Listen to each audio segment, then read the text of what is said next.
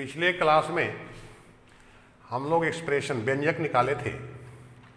किसी आवेशित चालक में संचित स्थिर वैद्युत स्थितिज ऊर्जा। तो व्यंजक क्या निकाले थे? U बराबर Q²/2C। अगर चालक की धारिता C है, उस चालक पर दिया गया आवेश Q है, तो उसमें संचित वैद्युत स्थितिज ऊर्जा U बराबर Q²/2C। इसी सूत्र को बदले थे तो U बराबर सूत्र मिला था 12CV², और इसी का रूप है U = 12Q/V। अब आज की क्लास में हम लोग चर्चा करेंगे कि जब दो आवेशित चालकों को आपस में किसी चालक तार से संयोजित कर दिया जाता है, तो उच्च विभव वाले चालक से निम्न विभव वाले चालक में आवेश का स्थानांतरण तब तक होता है जब तक दोनों का विभव समान नहीं हो जाता है। इस दौरान कुछ ऊर्जा की हानि होती है। तो अगर किसी एक चालक से दूसरे चालक में आवेश का स्थानांतरण हो रहा है, तो कितनी ऊर्जा जो है वह क्षयित होगी, कितनी ऊर्जा की हानि होगी, और वह क्षयित ऊर्जा किस ऊर्जा में रूपांतरित होगी, आज इसी की चर्चा हम लोग करेंगे। तो आज का जो हम लोग का टॉपिक है, दो आवेशित चालकों के बीच आवेश के स्थानांतरण के दौरान ऊर्जा क्षय। Energy loss during transfer of charge between two charge conductors. तो देखो, माना कि दो आवेशित चालक हैं जिनकी धारिता C1 तथा C2 है, जिनका विभव V1 तथा V2 है, और जिन पर आवेश Q1 तथा Q2 है। माना कि दो आवेशित चालक हैं जिनकी धारिता C1 तथा C2 है, जिनका विभव V1 तथा V2 है, और जिन पर आवेश Q1 तथा Q2 है। ये भी दोनों अलग अलग हैं। तो दोनों चालकों की कुल ऊर्जा U1 बराबर, तो एक चालक की ऊर्जा 12C1V1² प्लस दूसरे की 12C2V2²। अब यदि दोनों चालकों को एक चालक तार के द्वारा आपस में जोड़ दिया जाता है, तब विभव समान होने तक उच्च विभव वाले चालक से निम्न विभव वाले चालक में आवेश का स्थानांतरण होता है।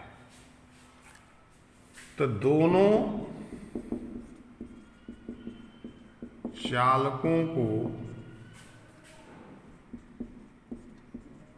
एक चालक तार के द्वारा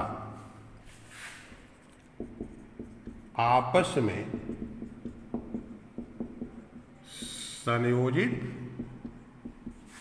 करने पर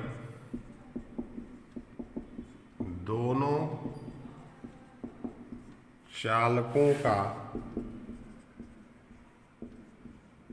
उभयनिष्ठ विभव V बराबर, तो विभव बराबर आवेश बटा धारिता, तो दोनों चालकों का कुल आवेश Q1 प्लस Q2 और धारिता हो गई C1 प्लस C2। अब चूंकि आप सूत्र जानते हैं Q बराबर CV, तो Q1 के जगह पर क्या लिख सकते हैं, C1 V1 और Q2 के जगह पर C2 V2 बटा C1 प्लस C2। तो अब जब दोनों चालकों को आपस में एक चालक तार से जोड़ दिया गया तो दोनों चालकों का उभयनिष्ठ विभव V का मान मिल गया, C1 V1 plus C2 V2 बटा C1 प्लस C2, और दोनों की धारिता हो गई C1 प्लस C2। तो संयोजन के बाद दोनों चालकों की कुल ऊर्जा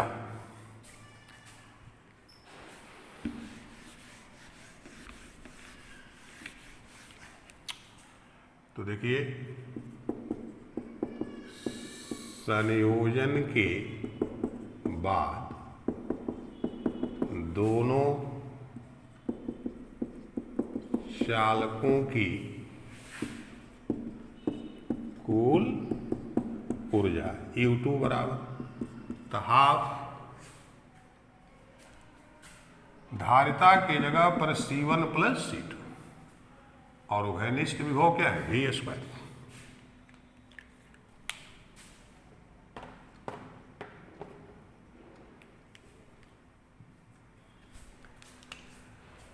तो अब देखिए 1/2 C1 प्लस C2, अभी जो V का हमारा मान आया है उसको रखेंगे, तो C1 V1 plus C2 V2 का स्क्वायर बटा C1 प्लस C2 का होल स्क्वायर।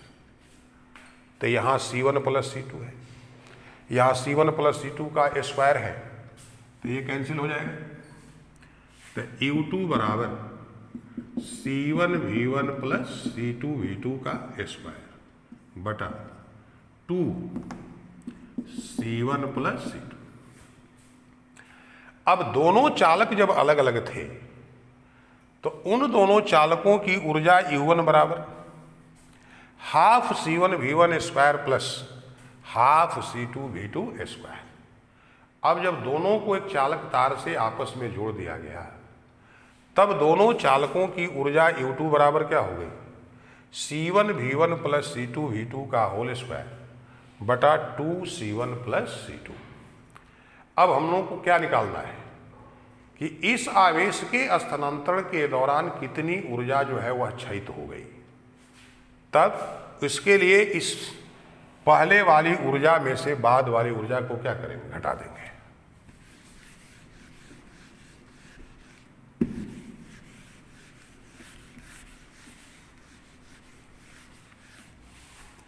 तो देखिए,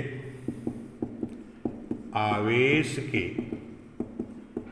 स्थानांतरण के दौरान क्षयित ऊर्जा डेल्टा U बराबर U1 माइनस U2। अब इस U1 और U2 का मान हम लोग रख देंगे, तो half C1 V1 square plus half C2 V2 square minus C1 V1 plus C2 V2 का स्क्वायर बटा 2 C1 प्लस C2 बराबर 1/2 C1 प्लस C2 हम कमन लिए, तो इस दोनों में 1/2 तो है, कमन हो गया, लेकिन C1 प्लस C2 तो नहीं है।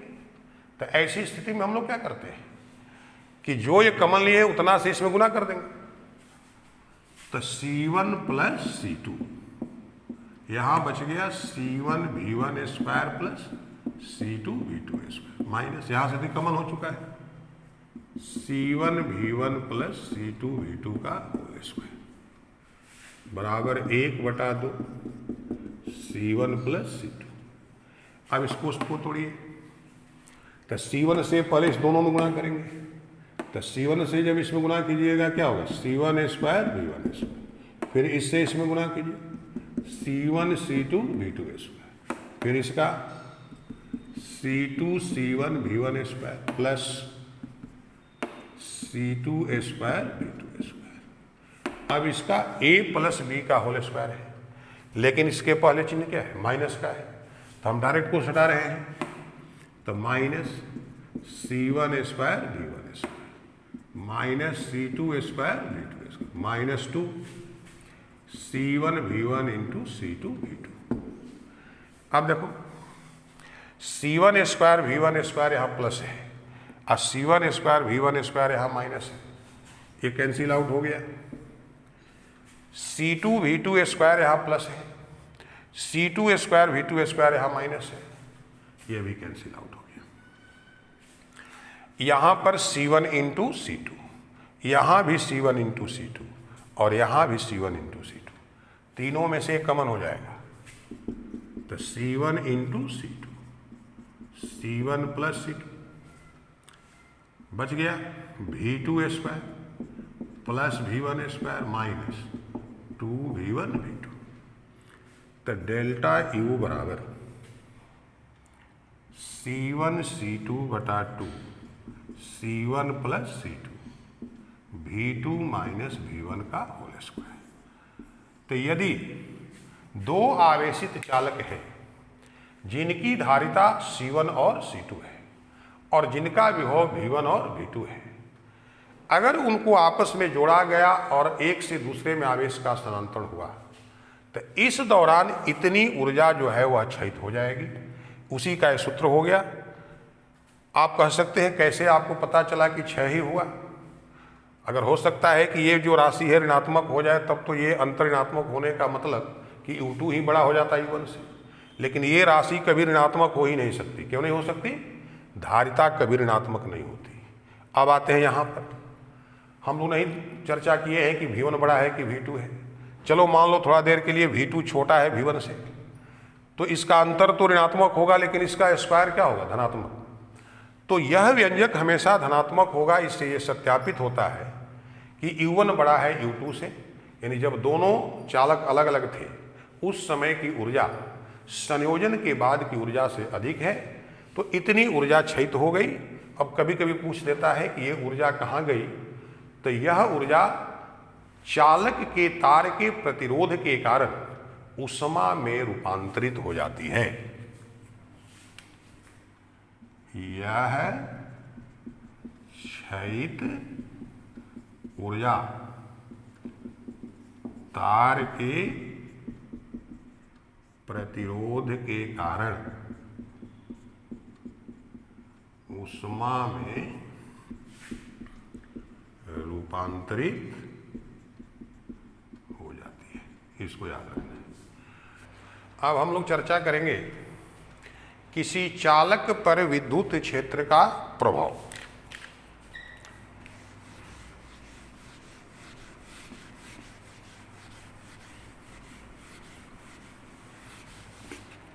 किसी चालक पर विद्युत क्षेत्र का प्रभाव, effect of electric field on conductor. तो हम लोग चर्चा किए हैं पिछले वीडियो में चालक और कुचालक। तो जिस पदार्थ में स्वतंत्र इलेक्ट्रॉन उपस्थित होते हैं उसी को कहते हैं चालक। तो अगर कोई भी चालक को अगर हम लोग विद्युत क्षेत्र में रखते हैं तो उस विद्युत क्षेत्र का उस पर क्या प्रभाव होगा, इसी की चर्चा हम लोग करेंगे। तो मान लीजिए किसी चालक पदार्थ का एक टुकड़ा है, आप इस पर विद्युत क्षेत्र E जो है आरोपित कर दिए। तो हम लोग सूत्र पढ़े हैं कि विद्युत क्षेत्र E में अगर कोई आवेश Q उपस्थित है तो उस आवेश पर विद्युत बल लगना शुरू हो जाता है F बराबर QE। अब अगर आवेश यह धनात्मक है तो बल की दिशा विद्युत क्षेत्र की दिशा में, और यदि आवेश ऋणात्मक है तो बल की दिशा विद्युत क्षेत्र के विपरीत दिशा में। तो इस चालक में स्वतंत्र इलेक्ट्रॉन उपस्थित है। और इलेक्ट्रॉन क्या होता है? ऋण आवेशित कण। तो इसमें जितने इलेक्ट्रॉन उपस्थित हैं, प्रत्येक इलेक्ट्रॉन पर F बराबर small e into capital E बल लगना शुरू हो जाएगा और इस बल की दिशा इस विद्युत क्षेत्र के दिशा के विपरीत होगी। तो इस बल के कारण इसमें जितने स्वतंत्र इलेक्ट्रॉन उपस्थित हैं वो इसके विपरीत, जैसे विद्युत क्षेत्र की दिशा बाईं से दाईं ओर दिखाई गई है, सभी इलेक्ट्रॉन जो है वो दाईं से बाईं ओर इस तरफ चलना शुरू कर देंगे और आकर के इस बाएं वाले पृष्ठ पर एकत्रित हो जाएंगे। जहां पर इलेक्ट्रॉन एकत्रित होंगे वहां पर ऋण आवेश उत्पन्न होने लगे और जिन परमाणुओं से इलेक्ट्रॉन निकला है वो धनायन बन चुके हैं। उन धनायन पर इस इलेक्ट्रिक फील्ड के कारण फोर्स जो है उसके दिशा में लगेगा, तो वो इसके दूसरे पृष्ठ पर एकत्रित होंगे। तो इस प्रकार से इस चालक के अंदर इलेक्ट्रॉन के एक पृष्ठ पर एकत्रित होने के कारण एक विद्युत क्षेत्र उत्पन्न हो जाता है जिसकी दिशा आरोपित विद्युत क्षेत्र के दिशा के विपरीत होती है। क्योंकि विद्युत क्षेत्र की दिशा हमेशा धन आवेश से किधर होती है? ऋण आवेश। तो धन आवेश यहां पर इकट्ठा हुआ, ऋण आवेश यहां पर इकट्ठा हुआ, तो इसके अंदर विद्युत क्षेत्र एक उत्पन्न हो गई जिसकी दिशा इस आरोपित विद्युत क्षेत्र के दिशा के विपरीत है। इलेक्ट्रॉनों का यह जो आपका स्थानांतरण है तब तक होगा जब तक चालक के अंदर यह उत्पन्न विद्युत क्षेत्र का परिमाण आरोपित विद्युत क्षेत्र के परिमाण के बराबर नहीं हो जाता है। तो जैसे अंदर के उत्पन्न विद्युत क्षेत्र का परिमाण उस पर आरोपित विद्युत क्षेत्र के परिमाण के बराबर होगा तो नेट विद्युत क्षेत्र क्या हो जाएगा? शून्य। अतः किसी भी चालक के अंदर विद्युत क्षेत्र तीव्रता क्या होती है? शून्य होती है। तो अगर किसी चालक को किसी विद्युत क्षेत्र में रखा गया है तो पूछा जाए कि चालक के अंदर विद्युत क्षेत्र तीव्रता क्या होगी, तो इस बात को आपको याद रखना है। चालक के अंदर विद्युत क्षेत्र तीव्रता शून्य होती है। दूसरी बात, अब अगर चालक के अंदर विद्युत क्षेत्र तीव्रता शून्य होती है तो गॉस के नियम के अनुसार जहां पर विद्युत क्षेत्र तीव्रता शून्य है वहां आवेश नहीं है। इसका अर्थ क्या है कि चालक को दिया गया आवेश कहां पर रहता है? उसके पृष्ठ पर वितरित रहता है। तो दूसरी बात आपको याद रखना है, चालक को दिया गया आवेश उसके पृष्ठ पर वितरित रहता है। और तीसरी बात, यहां पर हम लोग पढ़ रहे हैं स्थिर वैद्युत की, तो चालक पर जो भी आवेश है उसके पृष्ठ पर वह क्या है? स्थिर है, विराम में है। इसका अर्थ है कि चालक के पृष्ठ पर विद्युत क्षेत्र की दिशा पृष्ठ के समानांतर नहीं होती। अगर पृष्ठ के समानांतर होगी तो आवेश पर बल लगेगा और आवेश गति में हो जाएगा पृष्ठ पर। चूंकि आवेश स्थिर है, इसका अर्थ है कि किसी भी चालक के पृष्ठ पर विद्युत क्षेत्र की दिशा उसके पृष्ठ के क्या होती है? लंबवत होती है। तो ये तीसरी बात आपको याद रखना है, चालक के पृष्ठ पर विद्युत क्षेत्र की दिशा पृष्ठ के लंबवत होती है। अब इसके बाद हम लोग चर्चा करेंगे परावैद्युत पदार्थ पर विद्युत क्षेत्र का प्रभाव।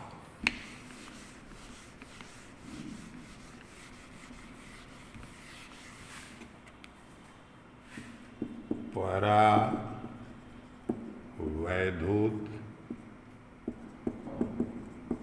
पदार्थ पर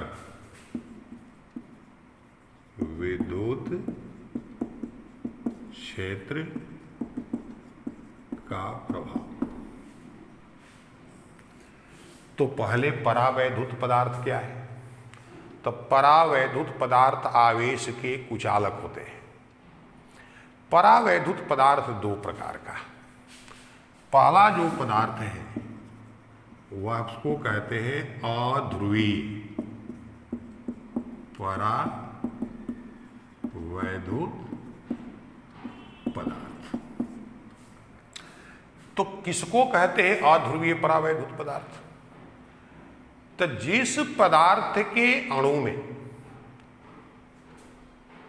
या परमाणु में इलेक्ट्रॉनों और प्रोटॉनों का द्रव्यमान केंद्र एक ही बिंदु पर उपस्थित रहता है, उसको कहते हैं हम लोग अध्रुवीय परावैद्युत पदार्थ। जैसे O2 ऑक्सीजन, H2, N2, ये जो आपके पदार्थ हैं, इनके प्रत्येक अणु में इलेक्ट्रॉनों और प्रोटॉनों का जो द्रव्यमान केंद्र है एक ही बिंदु पर उपस्थित रहता है।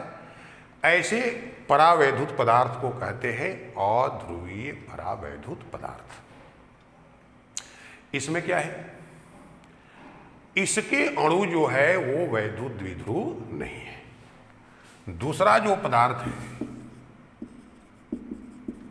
ध्रुवीय परावैद्युत पदार्थ, पोलर डाइलेक्ट्रिक, इसको नॉन पोलर कहते हैं। तो जिन पदार्थों के अणु में इलेक्ट्रॉनों और प्रोटॉनों के द्रव्यमान केंद्र अलग अलग बिंदुओं पर उपस्थित रहते हैं, वैसे परावैद्युत पदार्थ को ध्रुवीय परावैद्युत पदार्थ कहते हैं। जैसे H2, इसमें क्या है? इलेक्ट्रॉन और प्रोटॉन के द्रव्यमान केंद्र अलग अलग। तो ध्रुवीय जो परावैद्युत पदार्थ है, इसके प्रत्येक अणु एक विद्युत द्विध्रुव की तरह व्यवहार करते हैं। लेकिन तापीय प्रभाव के कारण अणुओं के अव्यवस्थित होने से किसी भी एक निश्चित आयतन में ध्रुवीय परावैद्युत पदार्थ के विद्युत द्विध्रुव आघूर्ण का मान क्या होता है? शून्य होता है। तो अब आप समझ गए। कोई पूछे परावैद्युत पदार्थ किसे कहते हैं, तो ये कुचालक पदार्थ है। कितने प्रकार के होते हैं? दो प्रकार के होते हैं, एक अध्रुवीय और एक ध्रुवीय। दोनों में अंतर क्या है? मान लो इसका कोई एक अणु है, इसके दोनों का द्रव्यमान केंद्र एक ही बिंदु पर। इसका अगर कोई अणु है तो एक जगह पर प्लस और एक जगह पर माइनस, मतलब एक बिंदु पर धन आवेश का द्रव्यमान केंद्र है और एक बिंदु पर ऋण आवेश का। तो ये एक विद्युत द्विध्रुव की तरह व्यवहार करेगा और ये विद्युत द्विध्रुव की तरह व्यवहार नहीं करेगा। अब यदि हम लोग इन परावैद्युत पदार्थ पर विद्युत क्षेत्र आरोपित करते हैं, तब क्या होगा? तो मान लो ये जो है आपका अध्रुवीय है और अभी इस पर कोई विद्युत क्षेत्र आरोपित नहीं है, तो ये इसके प्रत्येक अणु है।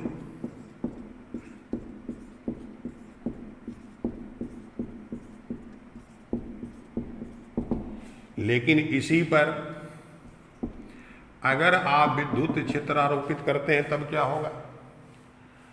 तो ऋण आवेशित कणों के द्रव्यमान केंद्र पर इस विद्युत क्षेत्र के कारण बल उस दिशा के विपरीत लगेगा और धन आवेश पर जो बल है वो इस विद्युत क्षेत्र की दिशा में लगेगा।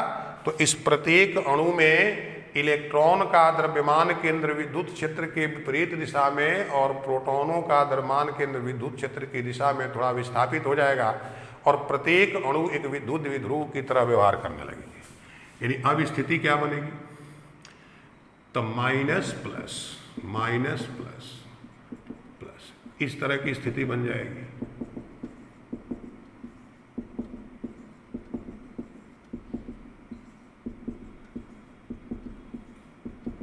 अब देखो, ये प्लस और माइनस एक दूसरे के प्रभाव को समाप्त करेंगे, ये प्लस और माइनस एक दूसरे के प्रभाव को समाप्त करेंगे। लेकिन एक पृष्ठ पर क्या बच जाएगा? धन आवेश, और इधर के पृष्ठ पर क्या बच जाएगा? ऋण आवेश। इसका मतलब क्या है कि यहाँ पर जो है एक विद्युत क्षेत्र उत्पन्न हो गया जिसकी दिशा आरोपित विद्युत क्षेत्र के दिशा के विपरीत है, लेकिन उसका परिमाण जो है इससे हमेशा क्या होता है, कम होता है। इसलिए जब अध्रुवीय परावैद्युत पदार्थ को आप विद्युत क्षेत्र में रखते हैं तो उसके अंदर विद्युत क्षेत्र उत्पन्न हो जाता है जिसकी दिशा आरोपित विद्युत क्षेत्र के दिशा के विपरीत होती है और जिसका परिमाण जो है वो विद्युत क्षेत्र के दिशा के परिमाण से कम होता है। तो और इसके जगह पर अगर हम लोग ध्रुवीय परावैद्युत पदार्थ रख दें तो इसके प्रत्येक अणु में ये द्रव्यमान केंद्र दोनों का अलग अलग है, तो ये तो एक विद्युत द्विध्रुव की तरह सब व्यवहार कर रहे हैं, लेकिन तापीय प्रभाव के कारण ये अव्यवस्थित है। जैसे ही आप इस पर विद्युत क्षेत्र आरोपित कीजिएगा तो आप जानते हैं कि विद्युत द्विध्रुव अगर विद्युत क्षेत्र में उपस्थित है तो उसकी संतुलन की स्थिति क्या है। जब विद्युत द्विध्रुव आघूर्ण की दिशा विद्युत क्षेत्र के दिशा में होती है तो इस विद्युत क्षेत्र के आरोपित करते ही ये प्रत्येक अणु इस प्रकार से व्यवस्थित हो जाते हैं कि सबके द्विध्रुव आघूर्ण की दिशा विद्युत क्षेत्र की दिशा में हो जाती है, यानी यही अवस्था हो जाती है। चूंकि द्विध्रुव आघूर्ण की दिशा किधर है, ऋण आवेश से धन आवेश की।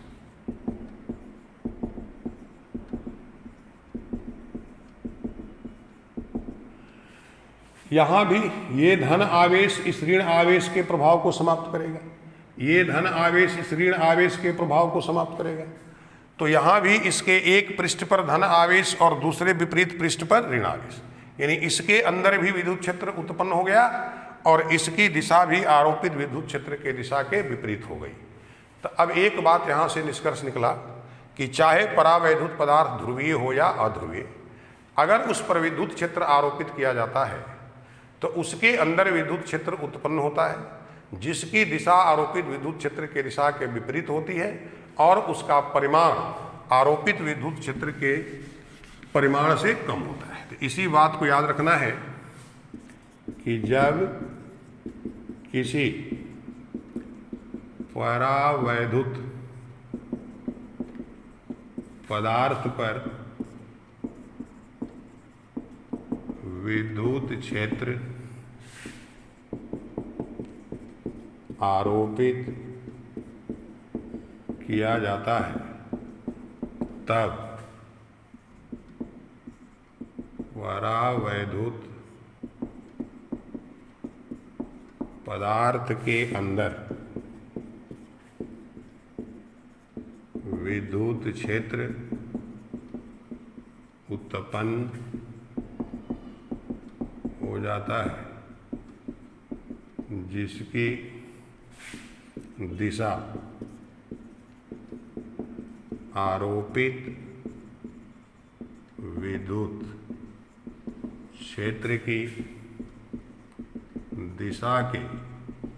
क्षेत्र की दिशा के विपरीत होती है और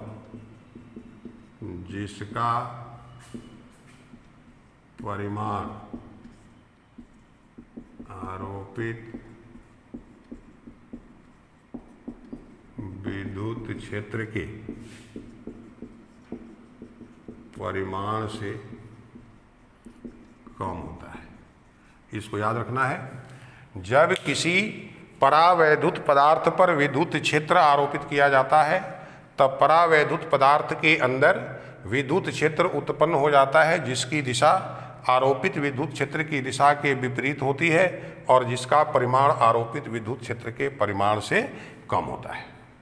अब अलग अलग परावैद्युत पदार्थ पर जब आप विद्युत क्षेत्र आरोपित कर रहे हैं तो एक ऐसी स्थिति आती है कि उसके अणु या परमाणु से इलेक्ट्रॉन जो है अलग हो जाते हैं और जैसे इलेक्ट्रॉन अलग होंगे तो वहाँ भी स्वतंत्र इलेक्ट्रॉन उपस्थित होंगे और वह परावैद्युत पदार्थ एक प्रकार से चालक की तरह काम करने लगता है।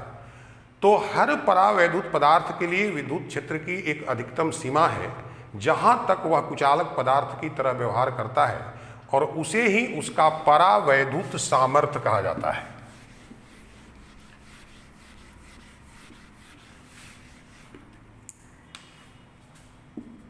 परावैद्युत सामर्थ्य, डाई इलेक्ट्रिक स्ट्रेंथ। तो किसी भी परावैद्युत पदार्थ का परावैद्युत सामर्थ्य विद्युत क्षेत्र का वह अधिकतम मान है जहां तक वह कुचालक की तरह व्यवहार करता है। विद्युत क्षेत्र के जिस अधिकतम